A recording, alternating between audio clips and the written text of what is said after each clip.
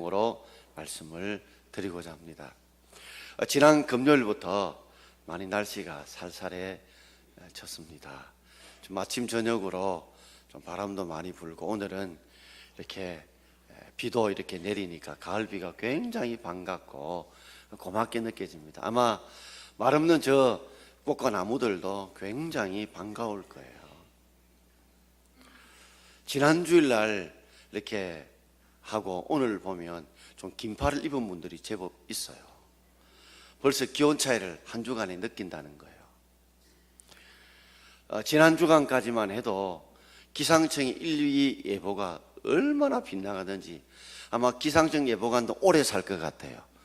욕들은 오래 산다는 말이 있는 것처럼 계속해서 오보를 냈기 때문에 이 여름이 언제까지 갈 것인가 생각했는데 드디어 가을이 성큼 다가왔습니다. 우리의 삶에도 뜻하지 않는 이런 어려움들이 우리 속에 있습니다. 우리 삶에도 정말 이렇게 기상청 예보관도 모든 자도를 다 지각해도 이 날씨를 제대로 기상 예보하지 못하는 것처럼 전문가들이 대단한 사람들이 머리를 맞대고 경험을 누적시켜서 우리가 이 고난을 어떻게 풀어갈까 싶어도 마치 이 더위처럼 폭염처럼 쉽게 해결하지 못할 때가 있습니다. 그러나 하나님께서 가을에 선선한 바람을 불고 가을의 비를 통해서 생각지 못하는 가을이 성큼 오게 된 것처럼 이런 힘들고 어려울 때일수록 하나님의 복이 정말 그립고 정말 하나님의 복이 우리 속에 임해야 우리의 고난과 어려움을 헤쳐나갈 수 있지 않는가 하는 생각을 해보게 됩니다. 창세기는 50장으로 이루어져 있는데 크게 두 부분으로 나눕니다. 1장부터 11장까지는 창조 그리고 하나님 홍수로 심판하시는 그 내용이 기록되어져 있다면 12장부터는 4대 족장의 이야기가 기록되어 있습니다. 아브라함과 이삭과 야곱과 요셉 이 4대 족장을 중심으로 했던 이야기들이 창세기 12장부터 50장까지 이루어지면서 12지파가 이제 이스라엘의 뿌리를 이루는 내용이 창세기 50장, 12장 50장까지 기록되어져 있습니다.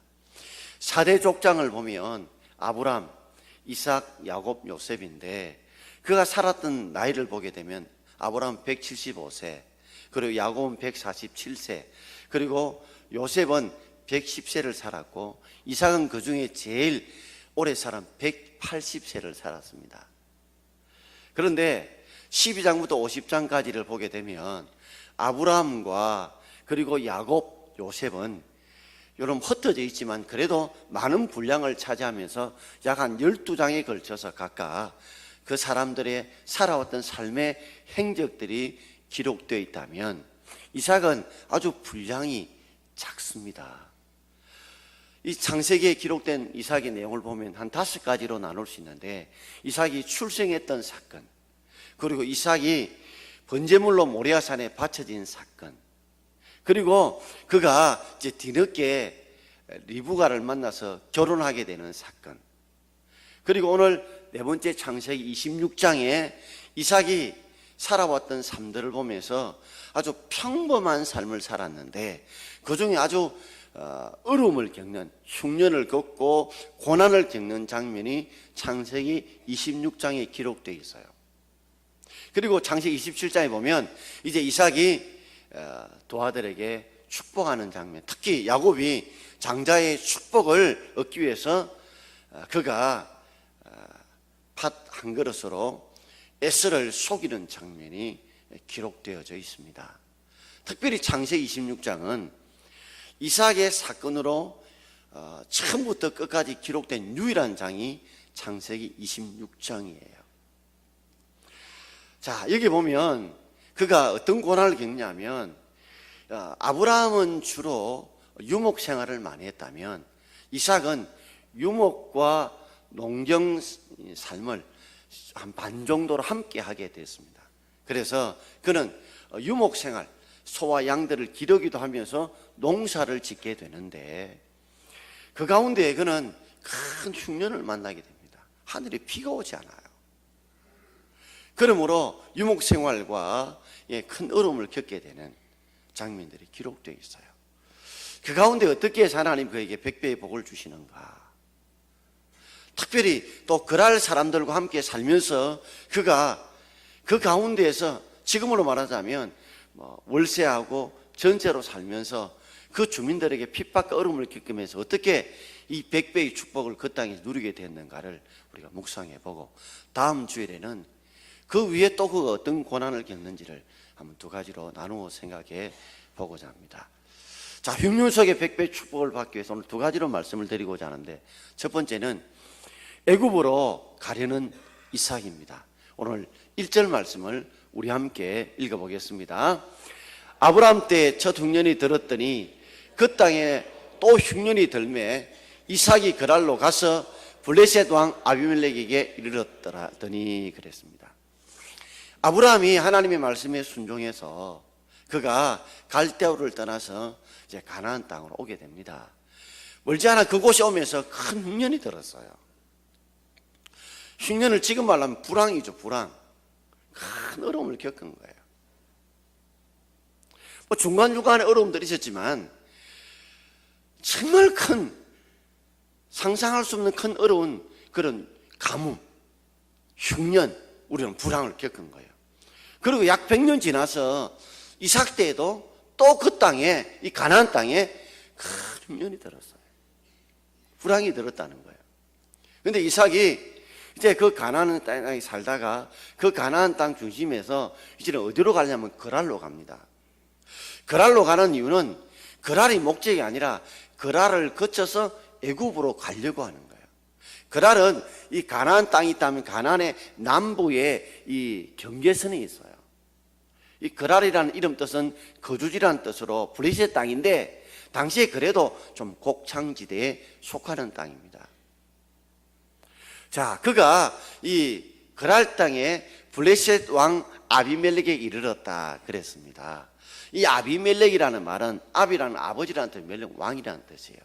우리 아버지가 왕이라는 뜻인데 이름이 아니고 왕의 호칭이에요.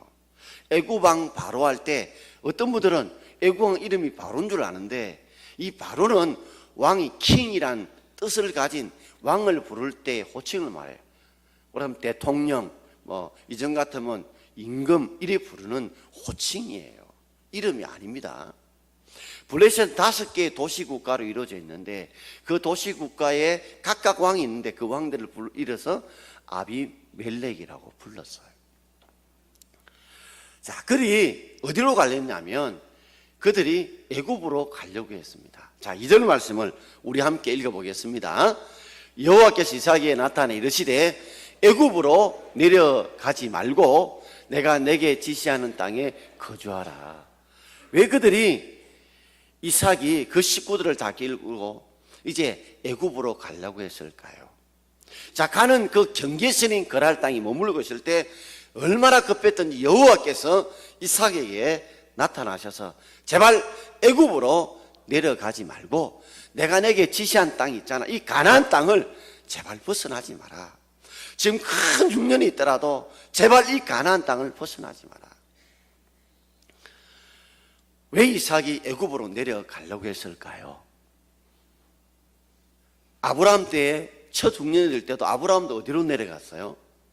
애굽으로 내려갔어요. 하나님이 그 지시한 땅을 벗어나지 말려고 했는데도 불구하고 애굽으로 내려갔어요. 애굽으로 내려갈 만한 이유가 있습니다. 애굽은 이 강의 길이가 6,690m예요. 6.69km, 약 7km 되는 아주 긴 강이에요. 그런데 애굽은 이 나일강의 하루의 마지막 부분에 속해요. 그러니 위에서 물들이 막 흘러내려오면, 그러니까 이 나일강 쪽이 범람하게 됩니다. 그럼 좋은 모래들이 실려 내려와서 삼각지를 만들므로 그 옥토 같은 것이 되어서 농사가 잘 되고, 가뭄에도 이 수량들이 물이 풍성했습니다. 지금 비가 오지 않으니까 사람도 못 말라 죽고, 그리고 이 이삭은 유목생활을 했는데 이 풀이 없으니까 이 양떼들, 소떼들이 먹을 것도 없죠. 물도 없으니까 그들이 버틸 수가 없어요. 그러니 어쩔 수 없이 애굽으로 내려갈 수밖에 없는 거예요. 아비가 친척 집을 떠나서 모든 걸 버리고 아버지의 말씀에 순종해서 하나님 아버지의 말씀에 순종했던 아브라함이 갈대아우를 떠나서 가나안 땅으로 갔습니다. 모든 걸 버리고 갔어요. 그런데 흉년이라는 게, 불황이라는 게 얼마나 힘들고 어려웠으면 그 믿음 좋았던 아브라함, 그 대단한 결단을 했던 아브라함도 흉년 앞에서는 장사가 안 되는 거예요. 버틸 수가 없어요. 그래서 그가요 애굽으로 내려간 거예요. 우리도 삶을 가만히 살아보면 이삭 때도 지금 불황이 왔잖아요. 흉년이 왔어요. 가나안 땅을 지키고 싶어요. 믿음으로 살고 싶어요. 이 하나님의 땅, 교회를 벗어나지 않고 하나님을 떠나지 않고 약속을 붙들며 살고 싶어요. 그런데 목구멍이 포도청이라고 살기는 살아야 되고 식구는 있고 우리가 해야 될 일은 있고 세금은 있는데 너무 힘들고 너무 어려우니까 애굽을 향해 바라보게 되는 거예요.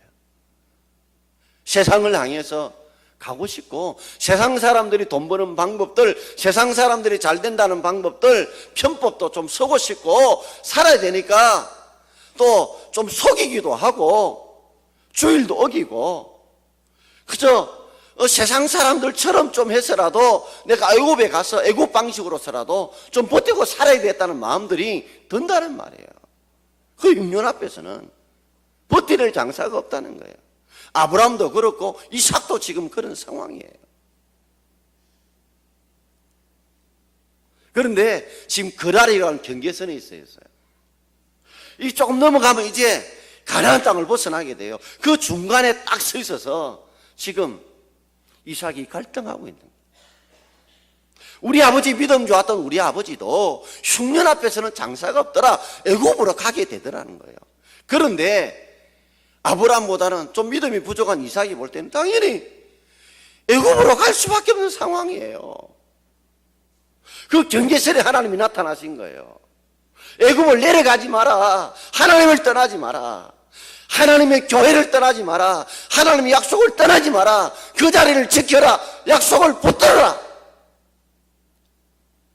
마음은 붙들고 싶죠. 그런데 사는 게 팍팍해요. 힘이 들어요. 그 흉년을 버텨낼 장사가 없어요. 식구가 있어요. 한 수가 먹어 살아요. 소떼들이 양떼들이 울부짖고 있어요. 목초지가 없어요. 미래가 불투명해요. 애굽을 보니까 저기는 물도 있고 양식도 있고 목초지도 있어요. 그때 하나님께서 이삭에게 약속을 주십니다. 자, 우리 3절과 4절 말씀 우리 함께 읽겠습니다. 이 땅에 거류하면 내가 너와 함께 있어 내게 복을 주고 내가 이 모든 땅을 너와 내 자손에게 주리라. 내가 내 아버지 아브라함에게 맹세한 것을 이루어 내 자손을 하늘의 별과 같이 번성하게 하며 이 모든 땅을 내 자손에게 주리니 내 자손으로 말미암아 천하 만민이 복을 받으리라. 하나님이 지금 이 그랄이라고 하는 이 경계선에 서 있는 가나안 땅의 경계선에 있는 이 이삭에게 하나님 약속을 주십니다. 우리나라는 1년에 비가 얼마쯤 와요? 1200 내지 1300mm 옵니다. 쉽게 말하면 1.2에서 1.3m 정도 와요. 초등학생 한 2, 3학년 아이들 기쯤 되겠죠. 그죠? 요 정도 1년에 비가 온다면 이 가나안 땅은 비가 우리 6분의 1밖에 안 돼요. 약 200mm 밖에 안 돼요. 우리는 한 20cm 밖에 안 된단 말이에요.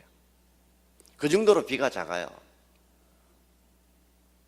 그런데 애굽은 비가 많이 온단 말이에요. 설령 비가 안 와도 나일강에 풍성한 물들이 있다는 말이에요. 그때 하나님께서 이삭에게 약속의 말씀을 주세요. 너가 눈에 보이는 저 애굽 땅, 저것이 네 눈에 보이고 네 생각에는 살길같이 보이지만 내가 너에게 약속을 주겠다, 복을 주겠다 하시면서 네 가지 복을 이야기해서 첫째는 함께 있겠다는 거예요. 네가 이 불황의 땅, 이 가뭄의 땅에 있더라도 내가 너와 함께 있겠다는 거예요. 내가 너를 떠나지 않고 지키겠다는 거예요. 그리고 두 번째는 뭐냐면 복을 줘서 이 모든 땅을 내 자손에게 주겠다. 너는 지금 이 가나안 땅이 더부사레에 살고 있지 않느냐. 아직 너 땅이 아니다. 이리 쫓겨다니고 저리 쫓겨다니지만은 내가 분명히 이 가나안 땅을 너에게 주겠다는 거예요. 그리고 세 번째는 내가 내 아버지 아브라함이 맹세한 것을 이루어서 내 자손을 하늘의 별과 같이 번성하게 하겠다. 지금 아브라함에게는 꼴랑 아들이 몇 명요? 한 명. 이삭에게는 아들 몇 명요? 꼴랑 2명밖에 없어요. 그런데 지금 꼴랑 2명밖에 없는 이삭. 그럼에도 불구하고 하나님이 하늘의 목별처럼 자손들을 번성케 해주겠다.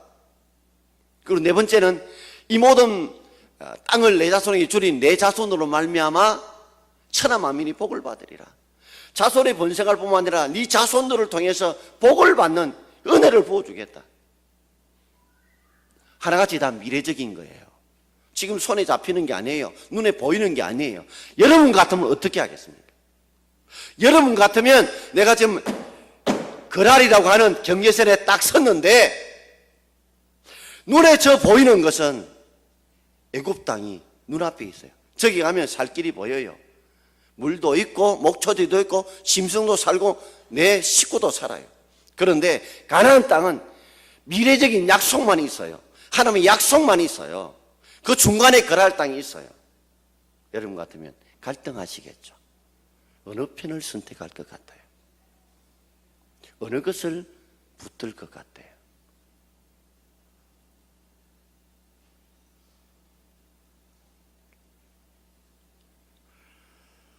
우리는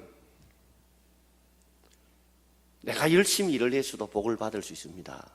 내가 땀 흘려 희생하여 노력해서. 그러나 하나님이 주시는 복은 잠시 없어지는 인기와 거품 같은 복이 아니에요. 부자가 몇 대 못 간다고요? 3대 못 간다. 왜 그런 말이 나왔을까요? 여러분, 부모로부터 재산을 받았던 자녀들은 자기가 빼빠지고 고생해서 벌지 않았기 때문에 헛되이 쓸 수밖에 없어요. 여러분, 내가 열심히 해서 땀 흘려서 돈을 벌으면요 함부로 못 써요. 그런데 공짜 돈 생겨봐요. 공짜 음식 생겨봐요. 그럼 팍팍 쓴다고요. 아버지는 버스 타고 다니고 아들은 외제차 타고 다니고.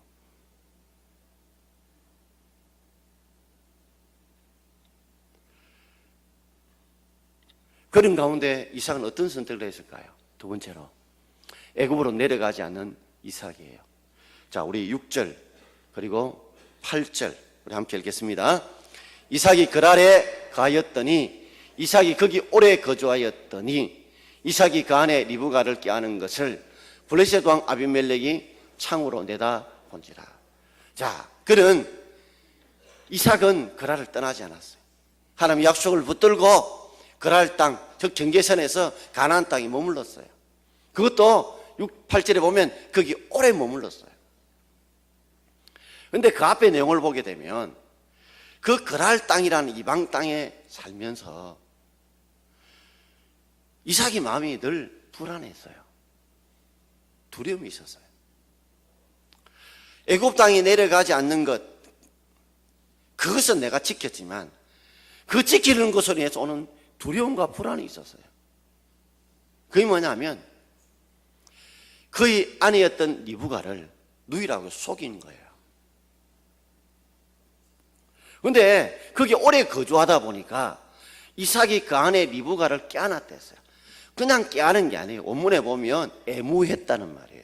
그러니까 이 말은 부부간의 스킨십을 말해요. 그러니까 마침 좀 높은 곳에 왕궁에 있던 블레셋 왕 아비멜렉이 뚝 쳐다보니까 이게 누이가 아니고 뭐라고요? 이거는 마누라가 틀림이 없다. 이거는 누이로서 스킨십이 아니라 이게 마누라의 스킨십이라는 걸 알아차리고 이제 난리가 난 거예요. 그랄 땅인 약속의 땅인 교회를 떠나진 않았지만 그 교회를 나옴에도 불구하고 하나님의 약속을 붙들음에도 불구하고 살아가는 그 삶에 또 다른 위기가 또 온 거예요. 왜냐하면 아내를 빼앗길까 하는 두려움이 생긴 거예요. 자, 우리 9절 말씀 함께 읽겠습니다. 이에 아비멜렉이 이삭을 불러 이르되 그가 분명히 내 아내거늘 어찌 내 누이라 하였느냐.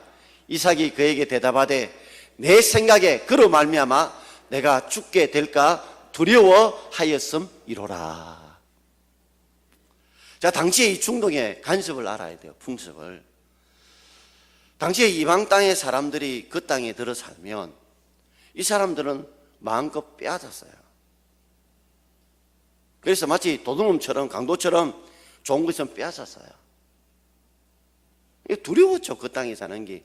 도둑뿐만 아니라 여자들 중에 좀 예쁘다 싶으면 탐을 빼앗기도 했어요. 강도가 돈 빼앗듯이 만호도 빼앗은 거예요. 그러니 자, 아내라고 한다면 뭐요? 해필이면 이삭의 아내가 예뻤네요. 미인을 데리고 사는 이 이삭에 두려움이 생긴 거예요. 나중에 아내라고 하면 이 그랄 사람들 중에서 뭐요? 나를 죽여버리고 내 아내를 빼앗을까라는 두려움이 생긴 거예요. 자기 자신이 혹시나 죽지 않을까 싶은 이런 두려움에 늘 이쁜 마누라 데리고 사는 그 고통이 그에게 있었는 거예요. 그래서 그 그랄 사람들에게 우리 누이다 속이다가 어느 날 뽀록 난 거예요. 들통이 난 거예요. 사실은요 오촌 누이가 맞아요. 왜냐하면 이 리브가는요 아브라함의 동생이던 나홀의 손녀예요. 그러니까 아브라함 이삭을 워낙 늦게 낳았다 보니 그죠? 그 손녀뻘하고 나이가 비슷했다는 거예요. 오촌 누이예요. 그러니 누이는 맞지만 결혼을 했단 말이에요. 그럼 마누라잖아요. 아내잖아요. 그런데 혹시라도 이쁜 아내 때문에 자신이 뭐요? 죽임을 당할까 두려워서 속이고 살은 거야. 가나안 땅에 발은 디디고 살았지만 그 가운데 여러 가지 또 다른 생각지 못한 어려움이 그 앞에 봉착하자 그는 아내를 속였어요. 왜 속였느냐? 내 생각에는 우리가 가나안 땅이라는 교회에 발을 디디고 있지만 아직도 내 생각을 가지고 살아가는 사람들이 우리 안에 얼마나 많을까요? 그랄 땅, 이 가나안 땅, 이 경계선에 살면서도 아직도 하나님의 말씀대로 살기보다는 내 생각을 따라 살기 때문에 우리는 이런 어려움과 생각지 못하는 고난에 봉착할 때가 있다는 말이에요. 내 생각이 하니까 한 사람이 생각나죠. 나만이 생각나지 않습니까? 열왕기하 5장에 보게 되면 나만은 아람의 군대 장관이었지만 이 나병 환자였어. 문둥병 환자였어요. 그런데 이스라엘 잡아온 여종을 통해서 우리 이스라엘 땅에 아주 근세 있는 능력 있는 선지자가 있습니다. 그는 병자들을 잘 고치고 죽은 자까지 살리는 사람입니다. 그래서 마지막 기대와 소망을 가지고 엘리사가 뭐요? 엘리사를 향해서 이 아람의 군대장 나만이 큰 선물을 들고 먼 길을 왔어요. 그는 기대에 부풀었을 거예요. 그런데 문을 똑똑 두드리니까 누가 나왔어요? 엘리사가 나오지 않고 종이 나왔어요. 자, 열왕기하 5장 11절 말씀 우리 함께 읽어보겠습니다. 나만이 노하여 물러가며 이럴 때 내 생각에는 그가 내게로 와서 서서 그의 하나님 여호와 이름을 부르고 그의 손을 그 부위에 흔들어 나병을 고칠까 하였도다. 사람이 예후라는 게 있잖아. 예후. 아람의 군대 장관이고 큰 선물을 가지고 왔는데 그리고 많은 종들과 군사들을 이끌고 왔는데 격이 있잖아. 예후가 있잖아요. 그런데 엘리사가 나와서 자기가 생각할 때는 나와가지고 서서 인사도 하고 하나님의 이름을 부르고 그의 상처 부에 손을 얹고 흔들어서 정말 간절하게 기도해 줄 줄 알았어요. 낫든지 안 낫든지 간에 그 정도의 예우는 해줄 줄 알았어요. 그런데 완전히 무시하고 완전히 멸시하고 완전히 묵사발낸 거예요. 종을 보내가지고 요단강 7번 씻으면 낫는다. 여러분도 이럴 때 있으시죠? 신방을 왔는데 목사가 이렇게 해주리라. 또는 여러분 누구가 이렇게 정도는 해줄 것이다. 내가 이만큼 대접했는데, 이만큼 내가 무엇을 했는데, 내가 이런 위치에 있는데, 그런데 여러분 생각대로 되지 않으면 어떻게 생겨요? 분이 생기죠. 짜증이 생기죠. 원망이 생기죠. 나만도 그랬어요. 돌아가려고 그랬어요. 그런데 그의 종들이 나와서 이 나만을 붙듭니다. 쉬운 말로 우리로 표현하면, 아니 주인님, 낫기 위해서 무슨 짓을 못하겠습니까? 아니 요단강 7번 씻으라는데 그건 못 씻습니까? 근데 나만이 인격자예요. 그 종들 말하면 무시할 수 있는데 그 말을 수용해서 순종을 합니다. 자, 오늘 5장 14절, 열왕기하 5장 14절 함께 읽겠습니다. 나만이 이에 내려가서 하나님의 사람의 말대로 요단강에 7번 몸을 잠그니 그의 살이 어린아이의 살같이 회복되어 깨끗하게 되었더라. 할렐루야. 내 생각을 버리고 하나님의 사람의 말씀대로 순종할 때에, 순종해서 그 깨끗하지도 않는 요단강에 그것도 옷 다 벗고 수치스러운 문둥병에 함부를 드러내는 가운데 한 번 들어갈 때 좀 바뀌고, 두 번 들어갈 때 좀 나아지고, 이런 게 아니었어요. 6번 들어갈 때도 똑같았는데 7번 때 갑작스럽게 깨끗하게 되었어요. 여러분 달아보신 거죠? 6번 동안은 진짜 믿음이 있는가 없는가? 여러분 한 번 들어가 좀 도와지면 두 번째 누가 못해요? 두 번 들어가 좀 더 세 번째 누가 못한가요? 그러나 6번까지 차도가 없었어요. 근데 7번째 갑작스럽게 살은 살인데 뭐요? 그저 나이 든 살이 아니에요. 어린아이 살처럼 훨씬 더 좋은 그 피부로 털바꿈 됐어요. 우리의 삶을 살아가면서 우리는 내 생각 하나님의 말씀과 약속과의 늘 충돌을 가지고 살아갑니다. 그 경계선 그 아래 우리가 살아가요. 둘 중에 하나, 내가 살아가는 삶들 속에서 내가 내 눈에 보이는 대로 내 생각대로 살 것인지, 하나님의 약속을 붙들고 믿음으로 살 것인지, 우리는 분명히 둘 중에 하나를 결단해야 돼요.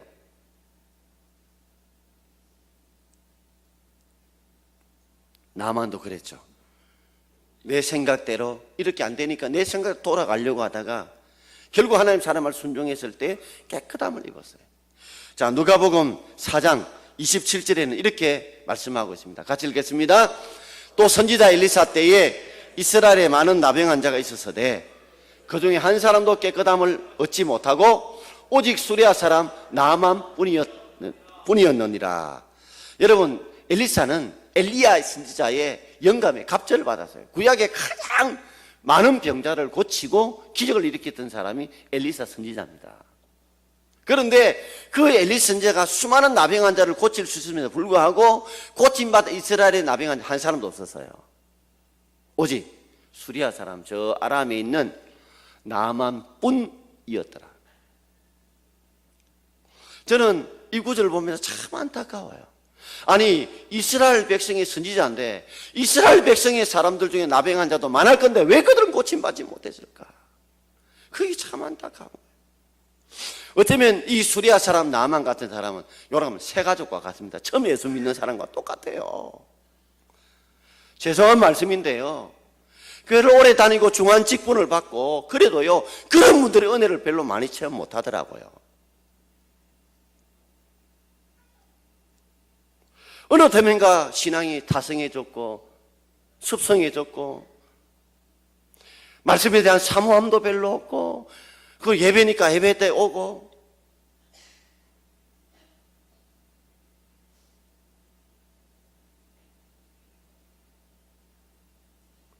분명히 하나님이 그들을 향해서 이스라엘 백성의 수많은 나병 환자를 고쳐주고 싶은데 그들은 고침을 못 받고 오히려 새 가족과 같은 수레아 사람 나만 고침받았어요. 오늘 우리가 다시 신앙을 기경할 수 있기를 바랍니다. 첫사랑, 첫신앙 회복할 수 있기를 주의 이름으로 축원합니다. 다시 한번 우리 삶이 내 생각에서 하나님의 사람의 말씀에 순종할 수 있는 그런 은혜가 먼저 회복되기를 바랍니다. 하나님은 질병을 치유하기 전에 마음을 먼저 치유하신다는 거예요. 마음이 회복이 안 되면, 심령이 회복이 안 되면 육신의 회복도 삶의 회복도 이루어지지 않습니다. 세 번째로 이제 100배의 복을 주신 하나님이세요. 우리 1절 그리고 12절 함께 읽겠습니다. 아브라함 때에 첫 흉년이 들었더니 그 땅에 또 흉년이 들매 이삭이 그랄로 가서 블레셋 왕 아비멜렉에 이르렀더니 이삭이 그 땅에서 농사하여 그의 100배나 얻었고 여호와께서 복을 주심으로. 아멘. 자, 이삭이 농사 짓는 이야기가 처음 나옵니다. 그 땅에서, 어느 땅? 그랄 땅에서요. 농사를 지었어요. 얼마나 부끄럽고 수치스럽게요. 온 동네 사람들이 하면 저거 인터넷 마누라를 누이를 속였던 놈이야. 하나님 믿는다면서? 얼마나 그 땅 떠나고 싶었겠어요. 그러나 하나님의 약속을 붙들고 그는 그 땅을 지킵니다.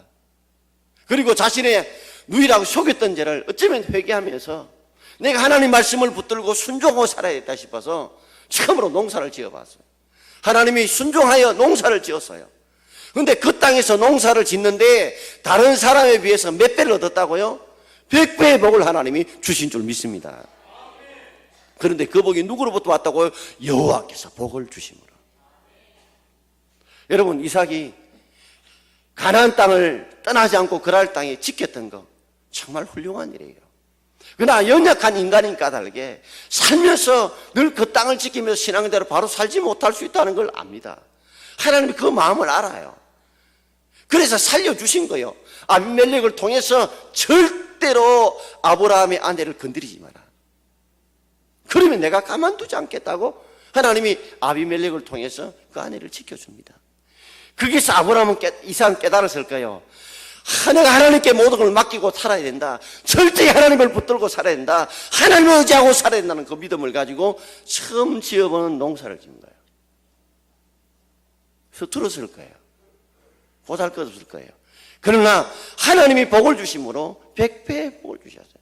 자, 그리고 13절과 14절 우리 마무리해서 읽겠습니다. 그 사람이 창대하고 왕성하여 마침내 거부가 되어 양과 소가 떼를 이루고 종이 심이 많으므로 블레셋 사람이 그를 시기하여. 그 사람이 창대하다.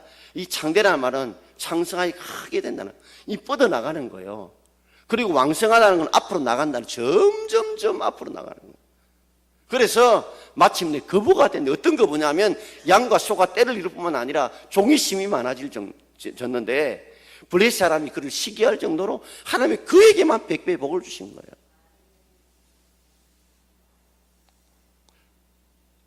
여러분, 우리가 믿음으로 살아야 될 줄 믿습니다.